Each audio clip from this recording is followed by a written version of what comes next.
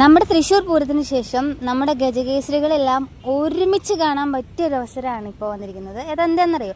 നമ്മുടെ തൃശ്ശൂരിലെ വടക്കുന്നാഥനിലെ ആനയൂട്ട്. നിങ്ങൾ ഈ നാട്ടുകാരാ? അതെ. എന്താ ഈ ആനയൂട്ട്? എന്താ ഈ സംഭവം? ഇതൊന്നും അറിയില്ല? ഇല്ല, ഞാൻ ഇവിടെ ഇല്ല. അതാണിപ്പോ ഇവിടെ പറഞ്ഞുകൊണ്ടിരിക്കണേ. തൃശ്ശൂർ പൂരത്തിന് ശേഷം നമ്മുടെ ഗജകേസരികളെല്ലാം ഒരുമിച്ച് കാണാൻ പറ്റിയ അവസരമാണ് വടക്കുന്നാഥനിലെ ആനയൂട്ട്. ഈ സമയത്ത് ഇവിടെ വന്നു കഴിഞ്ഞാൽ നമുക്ക് ചമയങ്ങളൊന്നുമില്ലാതെ സാധാരണ നമ്മൾ നെറ്റിപ്പട്ടം, വെഞ്ചാമരം അങ്ങനെ ഇതൊക്കെ വെച്ച് പൂർണ്ണമായിട്ട് അലങ്കരിച്ചിട്ടുള്ള ആനകളെ സാധാരണ നമ്മൾ കാണാറ്. ഇവിടെ ഈ വടക്കുന്നാഥൻ ആനയൂട്ടിന് വന്നു കഴിഞ്ഞാൽ ഇതൊന്നുമില്ലാതെ പ്യുവർ സൗന്ദര്യം ഫുള്ളാക്കിയിട്ട് നമുക്ക് നമ്മുടെ ആനകളെ കാണാനായിട്ട് ഒപ്പം അവരുടെ ആനയൂട്ടിൽ പങ്കെടുക്കാനായിട്ട് പറ്റും. ഇപ്പൊ ഇത് എല്ലാ കൊല്ലവും പതിവായിട്ട് ഈ ആനയൂട്ട് ഇവിടെ നടക്കാറുണ്ടോ?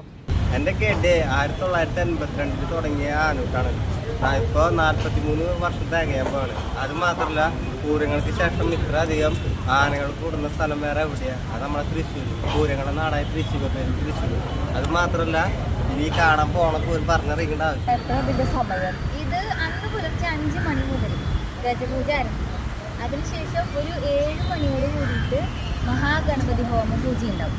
അതിനുശേഷം ഒരു 8-9 മണിക്കൂറിൽ നമ്മുടെ ആനയൂട്ട് ഇവിടെ ആരംഭിക്കും.